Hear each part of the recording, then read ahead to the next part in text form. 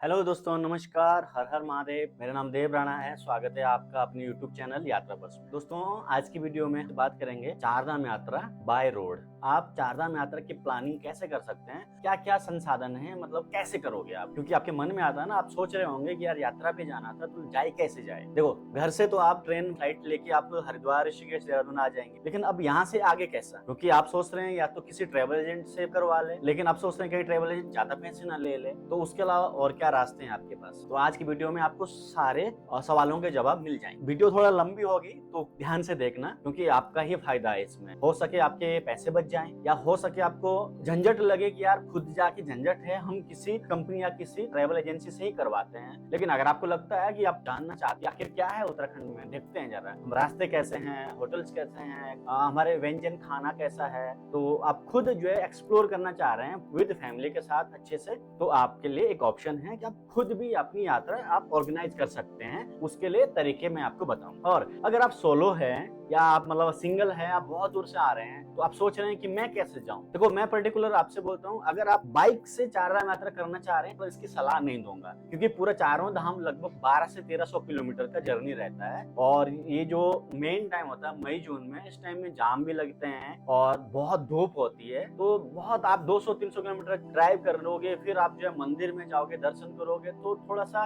वो नहीं ठीक है। हाँ, अलग आप सोलो है तो आप किसी भी ट्रैवल एजेंसी के थ्रू आप जो है ग्रुप ज्वाइन कर सकते हैं। बड़े ग्रुप जाते हैं 10-12 लोगों का, 15 लोगों का, उसमें आपको एक कंपनी मिल जाती है, आप साथ के साथ नए दोस्त भी बनाते हैं। बहुत अच्छा वे है चारधाम यात्रा को कैसे आप अच्छे से एक्सप्लोर कर सकते हैं। आध्यात्मिक तौर पे तो आप जो है जा ही रहे हैं, भगवान के दर्शन करने जा रहे हैं, लेकिन आपकी मानसिक शांति के लिए भी बहुत महत्वपूर्ण है, क्योंकि आप यमुनोत्री, गंगोत्री जैसे, केदारनाथ, बद्रीनाथ जैसे स्थानों पे जा रहे हो, तो आपको वहाँ बहुत शांति मिलेगी, आपको पीस मिलेगा। और दूसरा, आप ये फोन के झंझट से आप दूर रहते हो थोड़े दिनों के लिए, क्योंकि आप ड्राइव करते हो, आप लोगों के साथ जा रहे हो, बात कर रहे हो, और आपके फोकस आपका ये है कि धाम पे जाना। एक आध्यात्मिकता आपके अंदर जगती है कि मैं जो है दर्शन करने जा रहा हूँ, तो बाकी दुनिया से आप थोड़ा दूर होते हैं और पीस ऑफ माइंड के लिए आप इस जर्नी पे जाते हैं। शुरू करते हैं आपकी यात्रा। तो मैं सलाह देता हूँ कि आपको अपनी यात्रा की शुरुआत हरिद्वार से करनी चाहिए, क्योंकि आप सब लोग जानते होंगे, आपको पता है कि हरिद्वार जो है हरि की नगरी है, हर की पैड़ी, जहाँ पे अमृत का एक बूंद गिरा था। तो कहते हैं कि हरिद्वार में अमृत का बूंद गिरा था, तो हरिद्वार में भी मोक्ष की प्राप्ति होती है। तो सबसे पहले आपको हरिद्वार में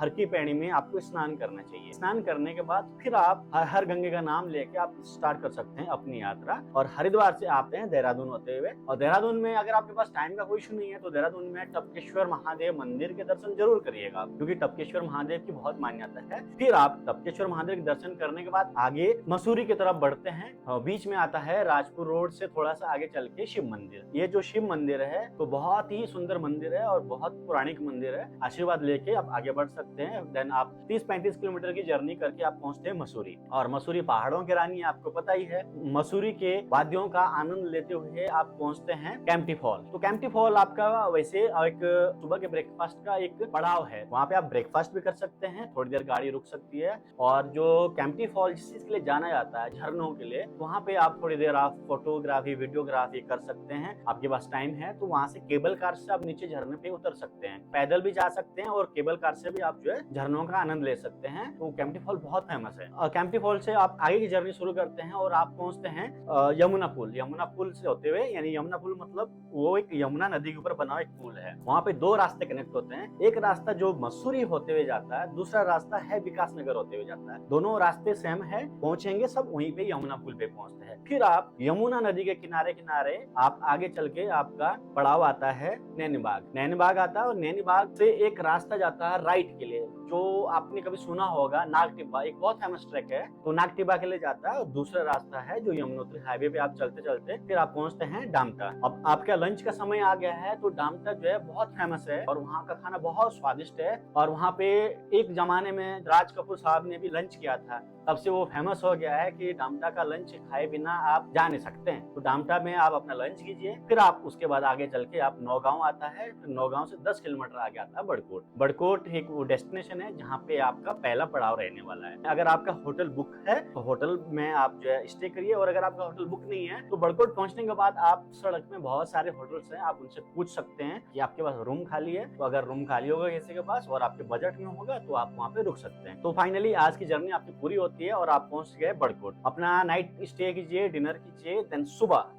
अब अगले दिन डे सेकंड में आपको सबसे पहले अर्ली मॉर्निंग आपको स्टार्ट करनी है अपनी जर्नी, क्योंकि बड़कोट से 40 किलोमीटर दूर है जानकी चट्टी। आपको बहुत जल्दी अर्ली मॉर्निंग सबसे पहले आपको शुरू करनी है अपनी जर्नी, और आप 7 बजे तक अगर आप जानकी चट्टी पहुंच जाते हैं फिर आप बहुत अच्छे टाइम पे आप पहुंच गए। अब लास्ट पड़ाव है जहां तक गाड़ी जाती है, उसके आगे गाड़ी नहीं जाती है, तो गाड़ी आपकी पार्किंग में खड़ी रहेगी और उसके बाद आपकी जर्नी स्टार्ट होती है 5 किलोमीटर की यमुना जी के दर्शन करने के लिए। अब वहां पे आपके पास मल्टीपल ऑप्शन है, आप पैदल जा सकते हैं, 5 किलोमीटर का है, कोई ज्यादा लंबा चौड़ा रास्ता नहीं है, आप आसानी से 5 किलोमीटर का ट्रैक कर सकते हैं क्योंकि टाइम है आपके पास। दूसरा, आप घोड़ा ले सकते हैं या फिर पालकी ले सकते हैं या पिट्ठू ले सकते हैं, ये 3 ऑप्शन आपके पास हैं। तो आप फाइनली आपने स्टार्ट कर लिया अपना पैदल यात्रा या घोड़ा पालकी से। अब आप पहुंच जाते हैं यमुना जी के दर्शन करने और यमुनोत्री मंदिर के पास पहुंचने से पहले आप सबसे पहले आप वहां पे गर्म कुंड में स्नान कीजिएगा। लेडीज के लिए अलग है और जेंट्स के लिए अलग है, 2 अलग अलग कुंड बनाए गए हैं, स्नान कर सकते हैं।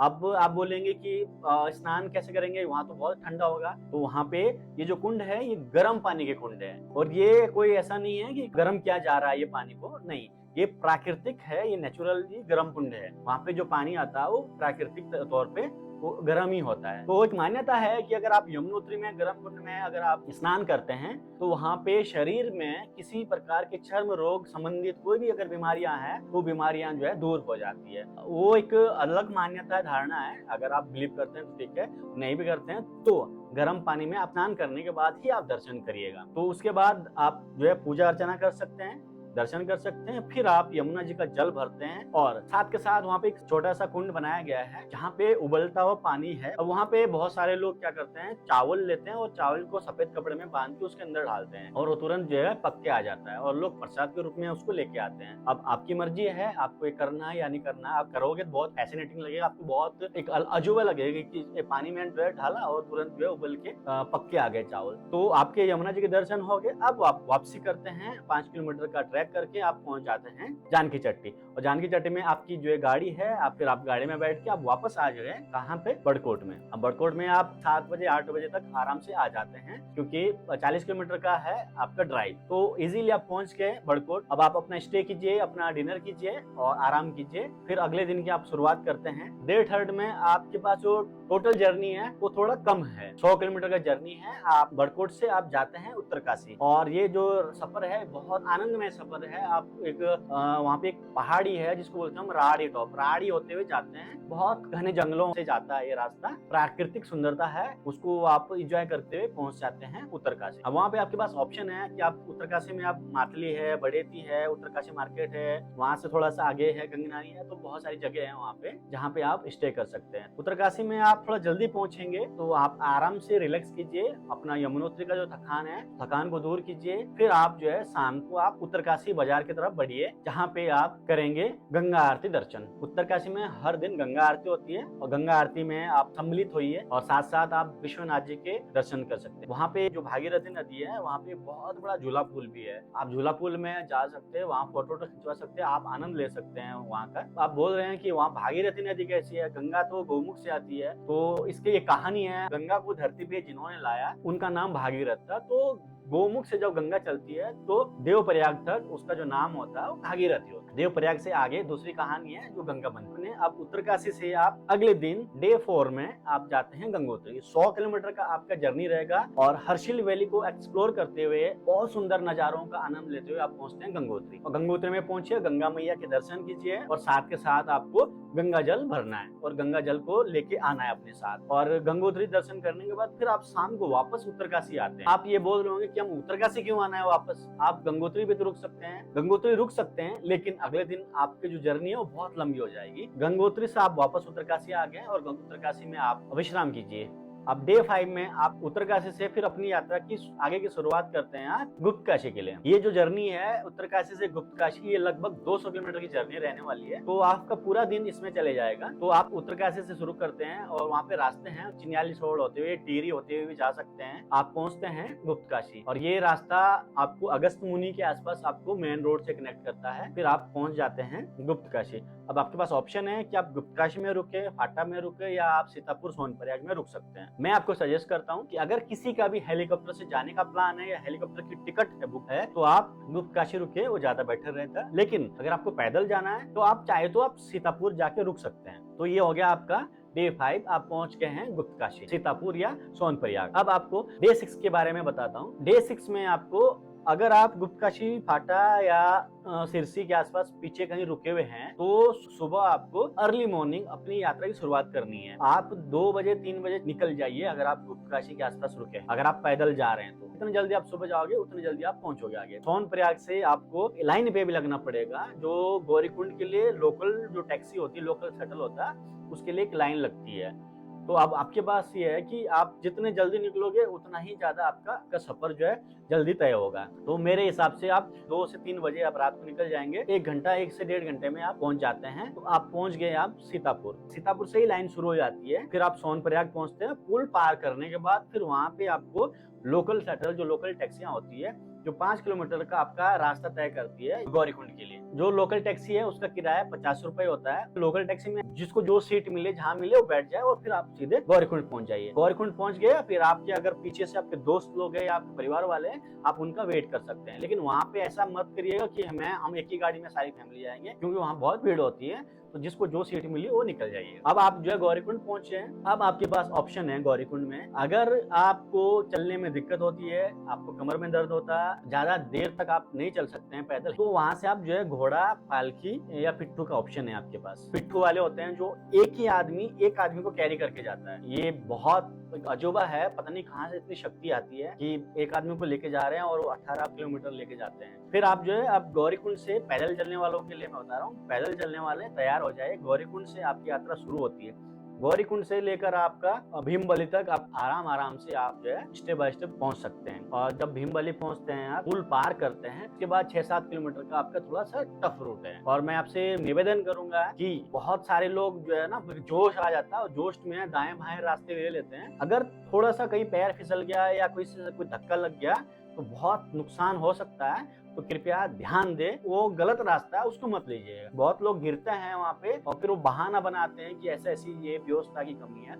हालांकि पूरे दिशा निर्देश होते हैं दिए हुए, फिर भी लोग जो है पालन नहीं करते हैं। तो आप एक अच्छे भक्त होने के साथ साथ आपको नियमों का पालन भी करना बहुत जरूरी है। आप केदारनाथ की यात्रा का आनंद लीजिए, आगे बढ़ते रहिए बाबा जी का नाम लेके, और फिर आप पहुंच जाते हैं घोड़ा पड़ाव। घोड़ा पड़ाव से जब आप आगे जाएंगे तो कुछ 500 मीटर आगे से जो है टेंट कॉलोनियां, जहाँ पे टेंट वेंट लगे होते हैं, कुछ गढ़वाल मंडल विकास निगम की टेंट कॉलोनियां या कॉटेज बने होते हैं। अब आपके पास वहाँ पे ऑप्शन है कि आप या तो टेंट में अगर आपको रहना है तो कोई सा भी टेंट आप ले सकते हैं। टेंट वहाँ पे बहुत बजट फ्रेंडली रहता है, तो टेंट का ऑप्शन आप ले सकते हैं। लेकिन अगर आपको टेंट में नहीं रहना है तो फिर आप आगे जाके मंदिर के आसपास धर्मशाला मिलेंगे। तो फाइनली आप पहुंच गए अब केदारनाथ। और केदारनाथ पहुंचने के बाद सबसे पहला काम क्या करना, आप अपना स्टे जो है सुनिश्चित कीजिए, अपना सामान रखिए, फ्रेश होइए और कोशिश करिए अगर आप 7 बजे तक पहुंच जाते हैं फिर आप जो है आप शाम की जो है 8 बजे की आरती में शामिल होना है। बहुत ही दिव्य भव्य आरती होती है, आप हैरान रह जाओगे जब केदारनाथ में शंखनाद और घंटियों की और हर हर महादेव के नारे गूंजते हुए जब आप देखोगे सुनोगे तो आपके रोंगटे खड़े हो जाते हैं। इतनी दिव्यता आपको महसूस होती है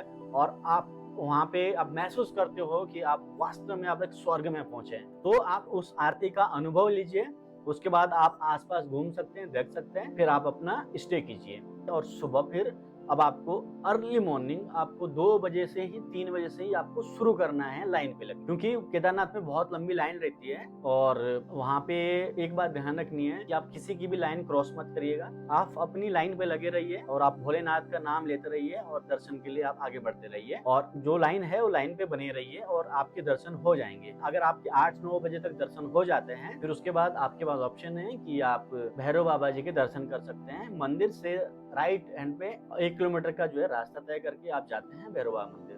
भैरव बाबा जी के दर्शन जरूर कीजिएगा। भैरव बाबा जी को केदार घाटी का रक्षक माना जाता है। और भैरव बाबा के दर्शन करने के बाद फिर आप मंदिर के पीछे आपको शंकराचार्य समाधि है, जहाँ पे आप शंकराचार्य जी के मूर्ति के दर्शन कर सकते हैं। शंकराचार्य जी के दर्शन जरूर कीजिएगा, क्योंकि शंकराचार्य जी का हिंदू धर्म, सनातन धर्म में बहुत बड़ा महत्व है। अब आपके फाइनली केदार बाबा के दर्शन हो गए हैं। अब आप जो है अपनी यात्रा की शुरुआत कर सकते हैं वापस गौरीकुंड के लिए। जो भी घोड़ा पालकी वाले हैं वो जल्दी पहुंच जाएंगे और जो पैदल वाले हैं आप आराम से उतरते समय भी आपको ध्यान रखना है। बहुत सारे लोग होते हैं जो शॉर्ट रास्तों का इस्तेमाल करते हैं, तो उतरते समय ज्यादा ध्यान रखना है आपको। उतरते समय आपको शॉर्ट रास्ते नहीं लेने हैं, आपको जो मेन रास्ता है उस पर चलना है। और थोड़ा सा घोड़े खच्चर जो चलते हैं मतलब उनको देख के चलना है, कहीं आपको टक्कर वक्कर न लग जाए। तो फाइनली आप पहुंच चुके हैं गौरीकुंड। गौरीकुंड पहुंच गए। अब गौरीकुंड से वापस आपको फिर कोई लोकल शटल से आपको सोनप्रयाग पहुंचना है। और सोनप्रयाग से फिर आपका स्टे अगर सीतापुर सोनप्रयाग में है तो फिर आप पहुंच गए। लेकिन अगर आपका स्टे फाटा या गुप्तकाशी में है फिर आप पार्किंग में जाके अपनी गाड़ी में बैठिए और आप पहुंच जाइए अपने होटल में। और डे 7 में क्या करेंगे आप, सबसे पहले थोड़ा सा जल्दी उठिए। जल्दी उठने के बाद आप वहाँ पे अर्धनारीश्वर जो मंदिर है गुप्तकाशी में, जिसको विश्वनाथ मंदिर भी बोलते हैं, विश्वनाथ मंदिर के दर्शन कीजिए। सड़क से थोड़ा सा ही है, मेन रोड से, गुप्तकाशी मार्केट के पास में ही है वो। विश्वनाथ जी के दर्शन करने के बाद फिर आप अपनी यात्रा की शुरुआत करते हैं बद्रीनाथ के लिए। यहाँ पे आपके पास दो ऑप्शन है। एक ऑप्शन ये है कि अगर आपको सीधा बद्रीनाथ जाना है तो आप रुद्रप्रयाग वाला रूट ले सकते हैं, जो मेन हाईवे है बद्रीनाथ हाईवे वाला। लेकिन अगर आपके पास आप सोच रहे हैं कि यात्रा पे आए गए हैं, बार बार आ नहीं सकते हैं, आप चाहते हैं कि हम भी बाबा तुंगनाथ जी के दर्शन करें, क्योंकि तुंगनाथ महादेव पंच केदारों में से एक केदार है, ठीक है। तो अब आप वहां से ऑप्शन है आपके पास दो। अगर आपको तुंगनाथ जाना है तो वहां से आप उखीमठ वाले रास्ते से जाते हैं। अगर आपको बद्रीनाथ डायरेक्ट जाना है तो रुद्रप्रयाग वाले रास्ते से जाना है। अब आपने सोच लिया कि आप तो तुंगनाथ जा रहे हैं, ठीक है, तो आप उखीमठ होते हुए आप पहुंचते हैं चोपता। चोपता में आपकी गाड़ी वहीं पे रहती है पार्किंग में, और आप जाते हैं तुंगनाथ। 4 किलोमीटर का पैदल रास्ता है। तुंगनाथ दर्शन करने के बाद फिर आप वापस आते हैं। देन फिर आप वहीं पे गाड़ी में बैठ के आप आगे की जर्नी शुरू कर सकते हैं। और आप या तो अगर समय रहता है तो आप बद्रीनाथ पहुंचेंगे, लेकिन अगर समय का अभाव है तो आपके पास ऑप्शन है कि आप पीपलकोटी नहीं तो जोशीमठ तक आप जो है पहुंच सकते हैं। मेरे हिसाब से पीपलकोटी एक आइडियल पड़ाव रहेगा आपके लिए। जो लोग तुंगनाथ नहीं जाना चाहते हैं वो लोग 6 से 7 घंटे में और सीधे पहुंच जाते हैं बद्रीनाथ। रास्ते में जोशीमठ में नरसिंह टेम्पल आता है। जो नरसिंह मंदिर है वो बद्रीनाथ जी का विश्राम गृह रहता है शीतकालीन के लिए। तो आप जब जोशीमठ पहुंच गए तो आप ये नहीं सोचेंगे कि जोशीमठ जो नरसिंह टेम्पल के दर्शन है वो हम आते हुए करेंगे, तो आते हुए आपको उल्टा पड़ जाएगा। तो नरसिंह मंदिर आप जाते हुए करेंगे, क्योंकि वहाँ पे 2 रास्ते, जाते हुए आप ऐसे जाते हैं, आते हुए आप ऊपर से आते हैं। जाते हुए आपको ज्यादा आसान होगा दर्शन करना, तो जाते हुए समय दर्शन कर सकते हैं आप। और फिर आप पहुंचते हैं बद्रीनाथ। और बद्रीनाथ में पहुंचने के बाद वहाँ पे बहुत सारे वहाँ होटल्स है, आश्रम है, बहुत सारे वहाँ पे सुविधाएं हैं। भी मन है आप होटल में रुक सकते हैं, धर्मशाला है, आश्रम है, आपने बद्रीनाथ में जाके स्टे करना है। अब जो लोग चोपता होते हुए गए हैं वो या पीपलकोटी अगर रुके हैं, पीपलकोटी से वो डे 9 में सुबह अर्ली मॉर्निंग जो है जाके बद्रीनाथ पहुंचते हैं। देन उसके बाद वो जो है लाइन में लग के दर्शन कर सकते हैं। लेकिन जो लोग बद्रीनाथ पहुंच चुके हैं वो लोग भी अर्ली मॉर्निंग जितना हो सके, जितना जल्दी हो सके, क्योंकि बद्रीनाथ जी में अब काफी लंबी लंबी लाइनें लगने लगी हैं। और बद्रीनाथ में ऐसा कोई वीआईपी दर्शन का कोई सुविधा नहीं है, तो उस गलत फहमी में मत रहना कि कोई वीआईपी दर्शन हो सकता है। सबसे पहले आप उठ के जो है दर्शन करिए। दर्शन करने के बाद फिर आप जो है बद्रीनाथ में बहुत सारी जगह हैं एक्सप्लोर करने के लिए, जहाँ पे आपका गणेश गुफा है, व्यास गुफा है, भीमकुल है, माना विलेज है, वसुधारा फॉल है। जो लोग बद्रीनाथ में रुके थे वो लोग दर्शन करने के बाद आराम से आगे जोशीमठ या पीपलकोटी तक आ सकते हैं। और जो लोग पीपलकोटी से गए हैं वो लोग बद्रीनाथ जी के दर्शन करके माना विलेज करके उतना ही उनके पास टाइम होगा कि वो वहीं तक जो है स्टे कर सकते हैं। तो फाइनली आपका 9वां दिन पूरा हो गया और चारों धाम के दर्शन आपके पूरे हो गए। अब कुछ बचा है जो एंड में है, वो मैं आगे बताऊंगा। बद्रीनाथ से आप जब शुरू करते हैं तो आपकी जर्नी वापस हरिद्वार के लिए, तो मैं आपको सलाह दूंगा ये बहुत लंबी जर्नी है, आप थोड़ा सा जल्दी शुरू करिएगा, क्योंकि बद्रीनाथ से हरिद्वार लगभग 320 किलोमीटर है, 12 से 15 घंटे लगने वाले हैं। अब बद्रीनाथ से आप वापस चलते हैं, फिर आप वापसी में आपको मिलता है, सबसे पहले मिलता है आपको विष्णु प्रयाग। विष्णु प्रयाग पहला प्रयाग है पंच प्रयाग में, दूसरा प्रयाग नंद प्रयाग है, जो जोशीमठ से नीचे उतरते हैं तो आपको नंद प्रयाग मिलता है। फिर आता है कर्ण प्रयाग, और उसके बाद आता है रुद्र प्रयाग, देन फिर लास्ट में आता है देव प्रयाग। 5वां प्रयाग आपको जब बद्रीनाथ से आते हो तो बद्रीनाथ से आते समय आपको रास्ते में मिलेंगे। अब इम्पोर्टेंट बात, जब आप रुद्र प्रयाग से आगे चल दिए श्रीनगर की तरफ बढ़ते हैं, श्रीनगर वो कश्मीर वाला नहीं है, उत्तराखंड वाला श्रीनगर है। श्रीनगर से पहले है धारी देवी मंदिर, क्योंकि जो लोग केदारनाथ बद्रीनाथ के दर्शन करते हैं वो लोग धारी देवी के दर्शन पहले दिन कर सकते हैं, लेकिन जो 4 धाम यात्रा के दर्शन करते हैं वो धारी देवी के दर्शन लास्ट डे करते हैं। धारी देवी देवप्रयाग संगम के लास्ट डे करते हैं। अब आप पहुंच चुके हैं श्रीनगर और वहाँ पे आप धारी देवी के दर्शन जरूर करिएगा। क्योंकि बहुत मान्यता है माँ धारी देवी की। और दर्शन कर लिए आपने, अब आप जो है शुरू कर सकते हैं आगे जर्नी और आप पहुंचेंगे देवप्रयाग। देवप्रयाग में वहां पे आपके पास ऑप्शन है, या तो आप मेन रोड से अपना गाड़ी साइड करके आप वहां से फोटोग्राफी वीडियोग्राफी कर सकते हैं, लेकिन अगर आपके पास टाइम है तो फिर आप नीचे भी जा सकते हैं संगम के लिए, मतलब जो घाट है नीचे, और वहां के लिए थोड़ा नीचे उतर के जाना पड़ेगा, फिर वापस चढ़ के आना पड़ेगा। वो आपके टाइम और आपके ऊपर डिपेंड करता है। देवप्रयाग में आपने फोटो वोटो खींच लिए, अब आगे बढ़ते हैं, अपनी यात्रा को पूरी करते हैं और आप पहुंच जाते हैं ऋषिकेश। अब आपकी यात्रा का आखिरी पड़ाव है ऋषिकेश। आपके पास ऑप्शन है, या तो आप ऋषिकेश में रुके, क्योंकि ऋषिकेश योग नगरी है। ऋषिकेश में आप राम झूला, लक्ष्मण झूला, परमार्थ निकेतन, विठल आश्रम, त्रिवेणी घाट पे गंगा आरती, ये सब आप देख सकते हैं। तो उसके लिए आपको थोड़ा टाइम लगेगा, तो आप चाहे तो ऋषिकेश में अपना नाइट स्टे ले सकते हैं। अगले दिन आप अर्ली मॉर्निंग आप जाके रिवर राफ्टिंग कर सकते हैं, देन उसके बाद आपकी यात्रा पूरी हो जाती है। लेकिन अगर आप चाहते हैं कि आपके पास टाइम नहीं है तो आप वहां से आप हरिद्वार भी जा सकते हैं और हरिद्वार की भी आरती का आप आनंद ले सकते हैं। तो हरिद्वार ऋषिकेश रुकना है वो आपके ऊपर डिपेंड करता है। हरिद्वार भी रेलवे स्टेशन है, ऋषिकेश भी बस स्टेशन है और रेलवे स्टेशन है, और जो जोली ग्रांट एयरपोर्ट है वो हरिद्वार, ऋषिकेश, देहरादून तीनों के बीच में, तीनों का डिस्टेंस बराबर है।